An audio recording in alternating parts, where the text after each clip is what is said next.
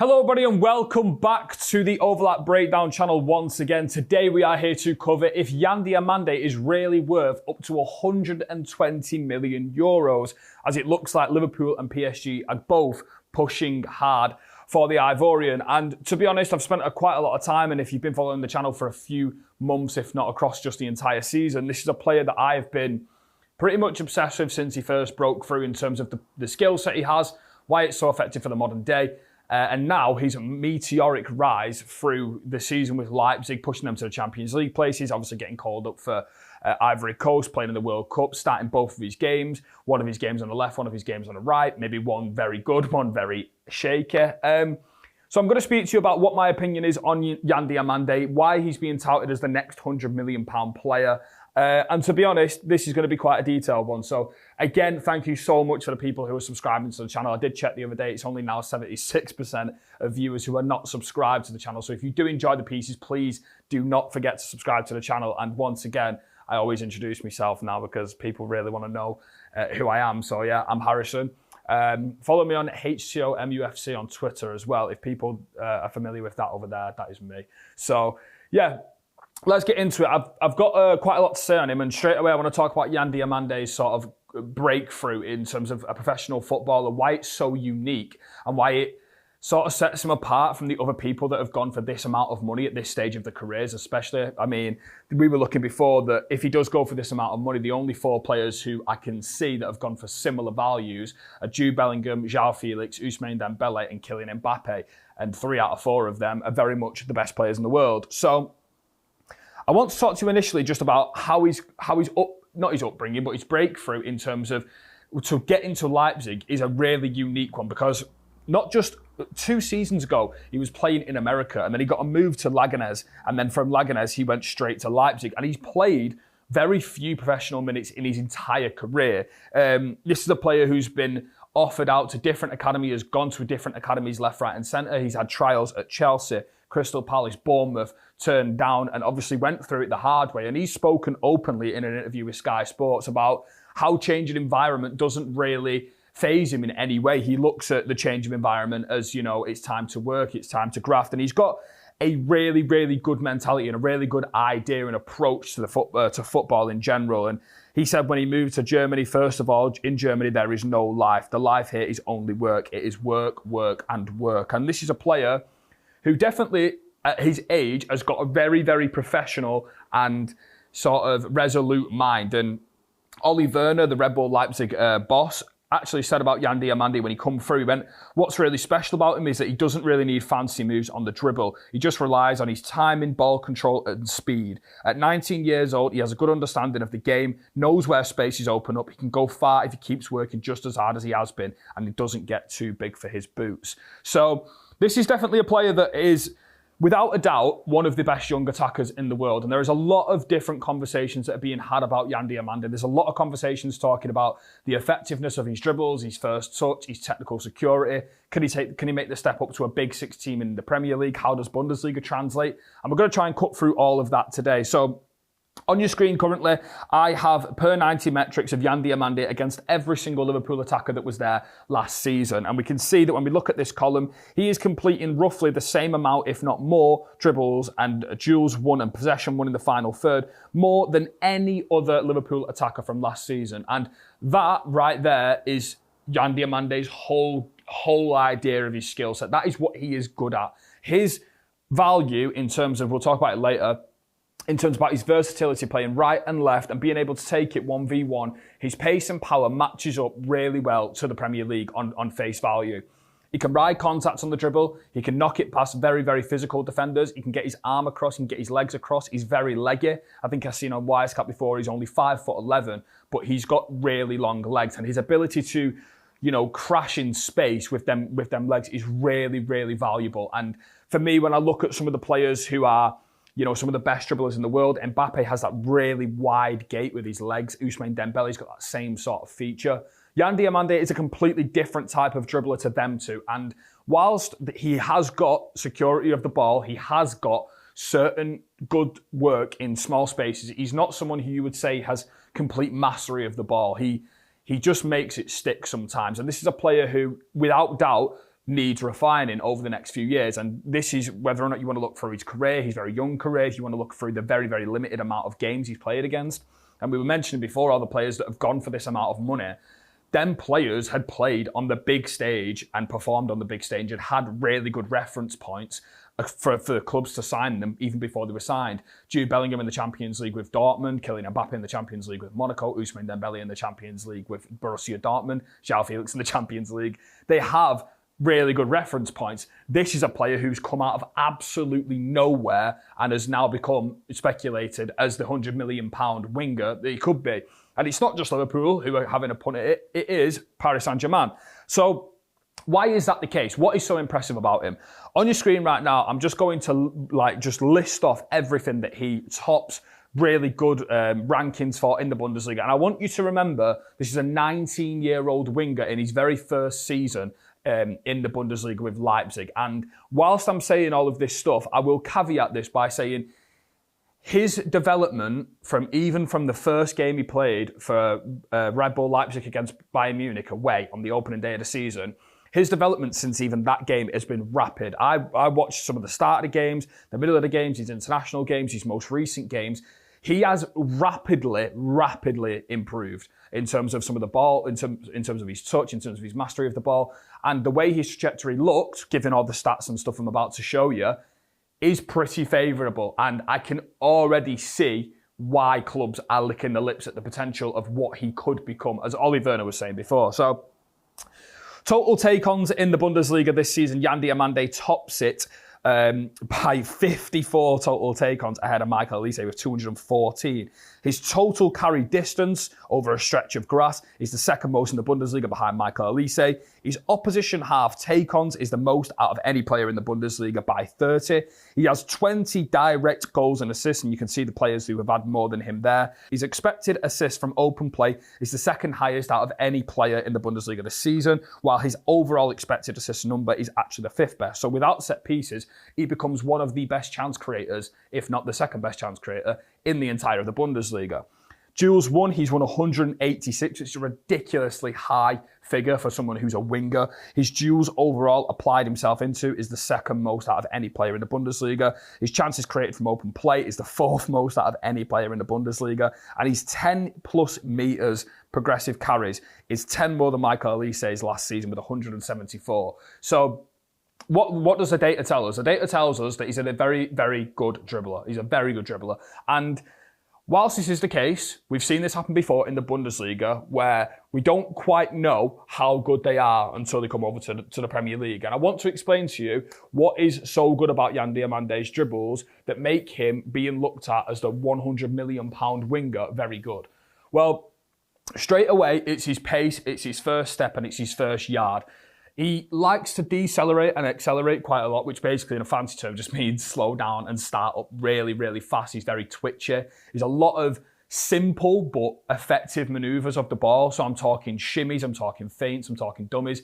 There's not many step overs. There's not many, flicks. There's not many sharp skills or anything like that. He's just an extremely effective player. And if you go and watch the Ecuador game in his first World Cup game for Ivory Coast, he did this to Pierre-Emerick Nketiah quite a lot. And he does that by shifting the ball from left to right and making the defender bite on certain dribbles and certain touches and certain feints. And then once he has just half a yard, he can burst past opposition players with complete ease. And also, this is not always going to work. And when it doesn't work, it looks really bad because he's hitting it into space and trying to chase it. And if the defender's pretty fast, he will get to that ball. But Pierre-Emerick Nketiah is one of the players who we can cross-compare him to the most for effectiveness against Premier League fullbacks. And in that game, I thought he was exceptional.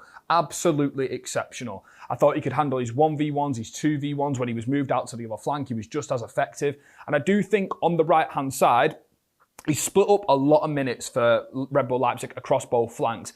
Oftentimes in the games when Antonio Nusa wouldn't start on the left for Leipzig, Yan Diomande would actually start here, then they'd sub Nusa on and he'd go over to the right-hand side for the last 30 minutes. He's a very, very effective player. He can play both roles quite well. On the right-hand side, I think he's even said before that he prefers it on the right-hand side.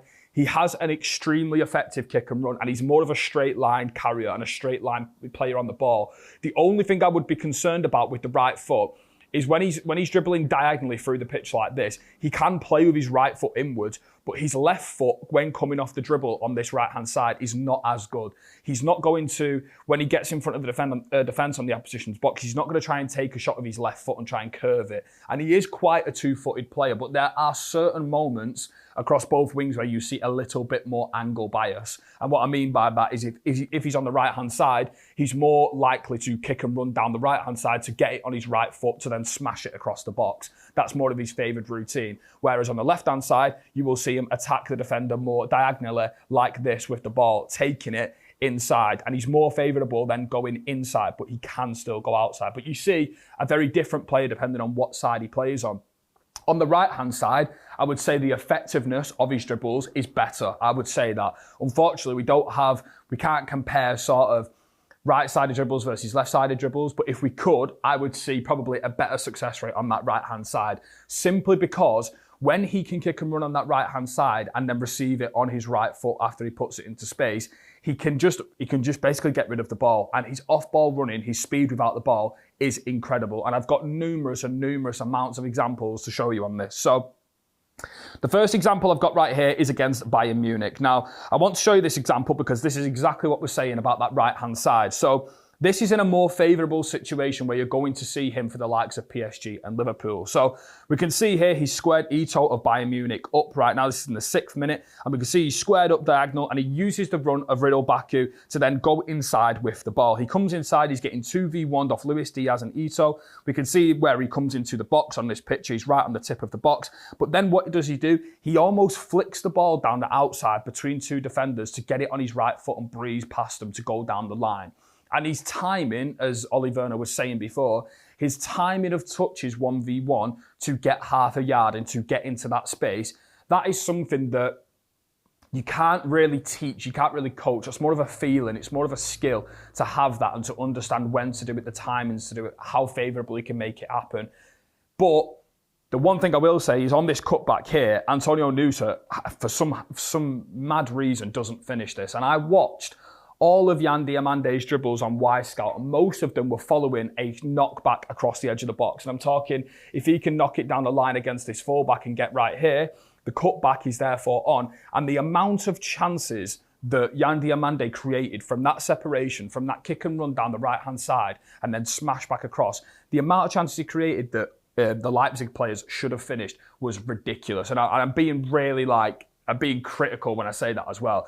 Antonio Nusa for a lot of them as well. Just a lot of high quality chances created. And if I think of Alexander Isak, who will start up front for Liverpool, he is a player who thrives on that sort of tempo and that sort of chance. A chance that comes where there's a little bit of space behind the back line, the winger knocks it in and then can just smash it across the box. And Alexander Isak's got such a variety of finishes in front of goal, whether or not it's side foot, head, sort of side foot, jumping. He can do a lot of good things from cutback. So straight away, I completely understand the deal if he is to play on the right-hand side for that reason. That is his USP. I say it all the time on this channel. That is his USP. And I just think, for one, he's a very, very raw talent, but the talent that he has that's really good is probably the hardest thing to do in football, which is to generate chances after chance after chance in favourable situations.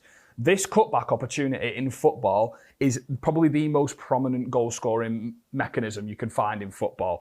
It's incredibly hard to generate and kick and run into space and to exploit space like that. But he has such a good way at doing that. And as I've just shown you there against Bayern Munich, it doesn't have to come always in transition. I think more importantly for me is if he is going to stand against if he is going to stand in the final third and there's two banks of four, I do sometimes understand people who go, that might not translate as well. But his small space work in terms of utilising how little amount of pitch is available to get past the fullback is pretty good. And I think we cannot forget when we're looking at players like Yan Diomande, especially when they're all moving to Liverpool. Liverpool are going to be a completely different side next year. They are going to have so much different directness, verticality, transitions, they're going to have counter-attacks, they're going to have pace. I mean, they've just signed Victor Munoz, who again has that profile of someone sturdy, robust, very pacey, good first step. So it's no coincidence that Liverpool are going back to more direct wingers with depth and with runs in behind. And Yan Diomande has that. Obviously, everyone's going to be talking about, is he worth £100 million? And for me, no, he's not. Because quite simply, it's really easy for me to put a cap on how much a player is worth when we haven't seen them up against elite players consistently. You need such great reference points to minimise the risk of signing that player. But then what I will say is, who else at right wing can do what he can do, even in their league against lesser opposition? Who? And that, for me, when I look at Liverpool, they desperately need that right winger to fill the void of Mohamed Salah, to provide effectiveness. And when I think about right wingers who can do that in Europe, across Europe, in the Premier League, there aren't that many. There aren't. And for me, it comes down to Yan Diomande is probably the best of the lot. He's very young. We have limited reference points, but he's also obliterating his league when it comes to 1v1s, in terms of duels, in terms of chances creating from open play, in terms of beating his fullback consistently, playing both sides, showing effectiveness on both sides, his ability to work the ball in the box consistently. The amount of chances he creates that aren't finished. You know, his chances created from open play in the Bundesliga is what, second top, did we say before? That's ridiculous. So even if you cut that in half for him moving over to the Premier League, which I doubt it will be, he will still look a very decent player. So I know there's a very interesting one with the Bundesliga and players moving over to from the Bundesliga to the Premier League. I know there's not a great conversion rate. I'm not sure whether or not this is one that I would be as critical on for that reason, especially if he's going over to work with Iraola, who's always worked with them direct wingers, who always like to kick and run into space and do stuff like that. So I've got another example here. This is more transitional moments. This is a moment that I would expect to see at Liverpool next season. This is against Borussia Dortmund at home in 20 minutes. Really big, long switch comes across the pitch, and he completely plucks this out the air. And I will say this now, he does have an inconsistent first touch on bouncing balls, on loose balls, on dropping balls, on back-to-goal balls. When he's got pressure in his back, he does have some loose touches. This one is exquisite. He takes it down, he takes his full back down the line, and this is where he can do just outrageous things. When he moved over to the left for Ecuador on his World Cup opener, this is where he does stuff that just, I don't even understand sometimes. His twitchiness, he's so fast, it's so jittery, and he can just off-centre markers so well. And I don't know how he does it, but he makes them bite, and he uses their momentum against them. He just drops one way, and because his first step is that big, because his stride is that big, he can use very limited amount of space to create big chances. I mean, look at this right here. Look how deep he is in the opposition's box. He uses the decoy runner, decides to go alone. He shifts it on this picture. As you can see, it's on his right. It's on his right foot on the instep, and then the next picture, it's now going onto his left foot. So he's played the ball from his instep of his right to open up onto his left, to then hit a laces cross across the edge of the box. And this is actually turns into a goal for Leipzig.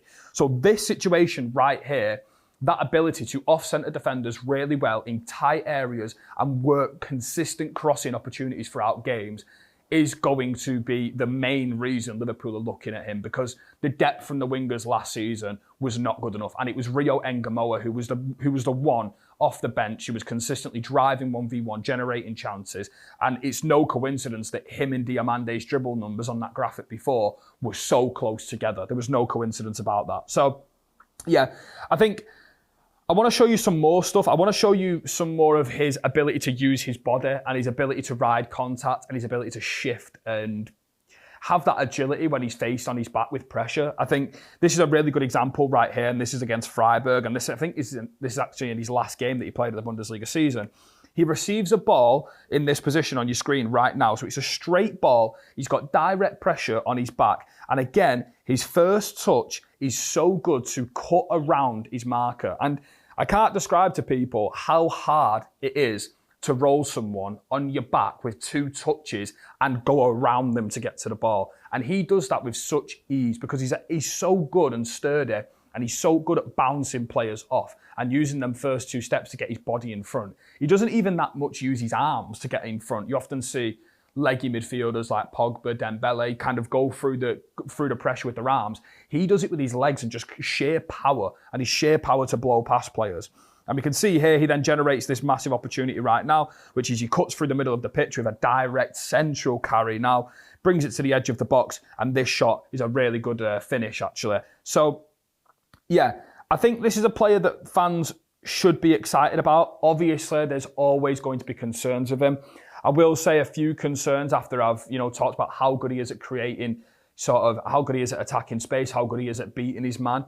The couple things that I need him to work on as my weaknesses on his game, his final third decision making, which is not a problem at this stage. He's 19 years old, and obviously we're judging him as a £100 million potential player. It is a weakness. Sometimes he favours more direct crosses, so I'm talking on the drilled cross where he smashes it across the floor. Sometimes he drills the ball and there's no one at the front post. He's often blocked at that front post, but that's because he's not picking his head up before he does it. That's easily coachable. Sometimes he doesn't dink the ball to the back post as much as I would want him to. He's not really got like a lofted cross from wide. He's not got, that in-swinger that you would class as maybe a Salah from this sort of area over here where he comes inside and he does that. He doesn't really tend to do that. He's more focused on getting into the penalty box consistently, driving consistently down the line to then work these, cutbacks across the edge of the box. His ball striking is pretty decent at times, I would say. He's got pretty strong ball strike and he has the capability of doing it. Sometimes he shoots when, opportunities aren't on. I remember watching the Ecuador game, and he would beat 2 or 3 players, and again, the decision making, he would take a shot on, but the shot didn't really have, it weren't really going, it weren't on.